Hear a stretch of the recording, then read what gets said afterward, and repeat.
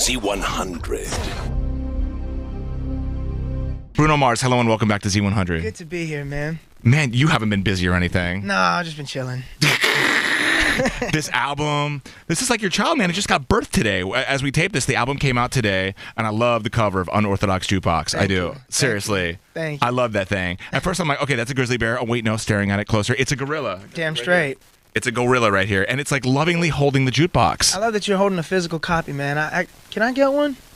Are you serious? You don't even have I that? don't have one. This happened last night on Conan, where Seth MacFarlane didn't have his own copy of Ted, and he's like all excited. He's like, "Can I have yours, Conan?" And he just took it. So I'm proud that you have just done the same thing with your own album. Do you miss that? Do you miss the physical compact disc? I think it's an art form that's slowly going away, and it's so sad because I remember when I was a kid saving all my money to go to a record store and buying the CD for $19.99, and just taking it home and cherishing it. I forget how old you are, but let's see. Let me go back here. Okay, do you? You're not. Do you remember the Casingle? The Casingle? Yeah. The CD with the singles? No. This is okay. I went too far. This is a cassette that was like the single, and it was labeled the Casingle. So you had this is before the CD single. Did it have the instrumental on it? On the other side, no. It was typically like just another song on the other side that you really weren't interested in. Every once in a while, you'd get the follow-up to the hit that might have been a decent song too. But for the most part, it's like this is the song that's like 15th on the album that we just were told to put on the other side of the cassette. So for the most part, see, I was a fan of buying the singles because it'd come with the instrumental, and that was my sing-along. So you were like, that's cool. So this is like a practice thing for you. Can you remember a certain song that you were just all about? Just Genuine Pony. God, and how old or what grade were you when that song came out? I was about, I want to say the 5th grade. Okay, so there's this 5th grade kid. I thought he was talking about ponies. Who knew? And at what point did you realize, oh my God, this song's about an act that I really want to experience with someone? At what point? I still don't understand what the song's about. It's not about a pony.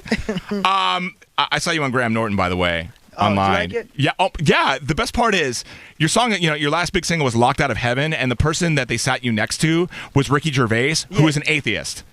So that was like, wow. There's irony there. And he was a cool dude. He was funny as hell. Yeah, Gervais is awesome, and so you're over there, and that show is just unreal. I wish we had more shows like that over here in America. And yeah, man. So I again, much like Pony, it took me 18 listens to get the meaning of "Locked Out of Heaven." Really? Yes. You know what? You're not the first person. I think people just get lost in the beat or something. But a guy said to me the other when I was in Europe, he was like, "What is your song talking about? And what does your Sex Takes Me to Paradise talk about?" I immediately walked away from that interview. Yeah. I mean, yeah, if you haven't had that kind of intimate relationship with somebody and you don't know what that experience is like, then you really haven't lived a really good life. I mean, I hate to say it.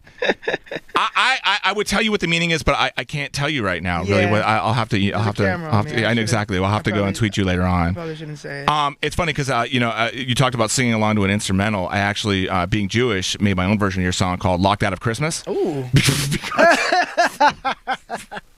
Because I feel so left out on the 25th. I just feel so left out. I know it's old news, man, but they're going to rerun the show. And, man, in the past, oh, God, I think of the past 3 years on SNL, there has not been someone working harder on that show than you did, my friend. Man. I mean, I can't even imagine. I felt it in the morning. I'll tell you that. I was burned out. How do you go to, I know they have these crazy SNL after parties where, like, the entire cast goes. Oh, it was great. It was great. I mean, a lot of work was put in that week, and there was no partying after the show for me. It was really like I showed up, I had some dinner with, and just thanked everybody for being so supportive with just me and knowing that I've never acted before, and everyone was so cool that I just wanted to say thank you. So I showed up and immediately went to bed. I'm gonna tell you something. You're acting on that show better than people who've acted and they're promoting a movie on the show.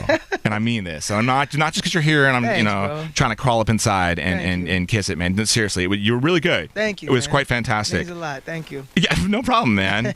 So you got Christmas coming up and New Year's and the album coming out and stuff. I mean, does your family expect a lot of you for Christmas? Do they expect that Uncle Bruno's gonna hook them up with everything? Bruno, give me that Cadillac, baby. That's what they want.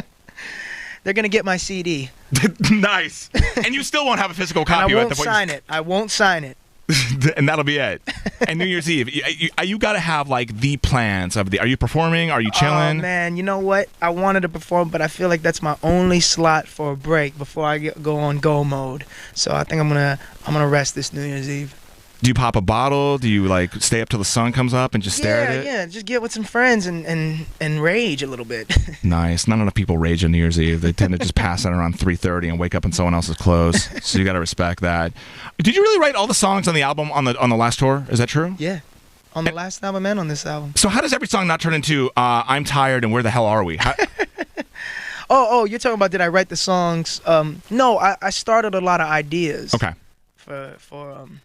For this album on tour. Are you the guy you pick up your iPhone and just jot down in notes random thought starters where it's just like, you know, and I have a little notebook of poems and haikus. And just not even that, like girl threw up in shoes, and you work on that, like a girl who parties too much or a person who parties too much. No, you know what? I pick up my phone and record. I'll have a melody in my head and I'll just like record it through my phone. You're the 7th artist I've heard say that like apparently the notes in the phone, technology, like, baby. That's it, and that becomes like your whole idea for everything. And God forbid your phone gets stolen or you lose it, there goes the album. That's it. Just SOL. It's a wrap. And that's it. It's done. But someone might come up with a really good album all of a sudden. and, wait a minute, this is my song. These are my ideas.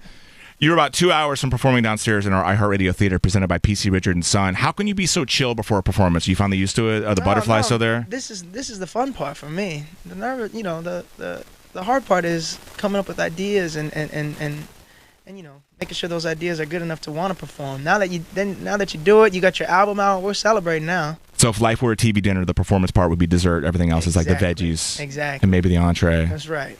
Taylor Swift at Jingle Ball was telling me she still freaks out and gets nervous. She gets butterflies still. Really? Yeah. Dang. Could it be because she's not, you know, effectively writing all of her songs and isn't like constantly idea seeking like you are? Well, no. I mean, it's a natural thing. It's you know, nerves could be a good thing. I think you got to just, you know, that's when you feel alive. What are your thoughts on high profile? Well, I got you in here. What are your thoughts on high profile celebrities dating high profile celebrities? God bless them. I think it's a very you know, it's a hard world to live in. Do you see yourself settling down with someone in the business as high profile as you are, or someone who's just kind of chill and maybe not a fan, but just someone you know from the sidelines? Yeah, I mean, I see myself fall in love with the right, you know, whoever's that person. What would be like the ultimate thing that you're with that person, you have the best night of your life physically, and then the next day, how do they top it? They bring you an omelet in bed, they make you French toast, they leave you alone, they return your voicemail. What? Just a good old back rub. How about that? That's all it takes. That's it. Old school. Well, I warn you, 2 blocks from here, there's a place with a giant glowing neon sign that says back rubs, but you're not going to get what the sign says in that place. Unless that's what you want, man. By all means, go ahead and tippy, but I'm just warning you, if that's your thing, they'll be like, well, we kind of do that in the front, but that's about it. So, Bruno, it has been amazing having you in here, man. Yo, thank you, man. You gonna watch the show or what? I'm bring you on stage. I'm going to hang out and watch the show, man. Yeah, can't leave. Continued success in 2013. Thank you, brother. Amazing things. See you soon.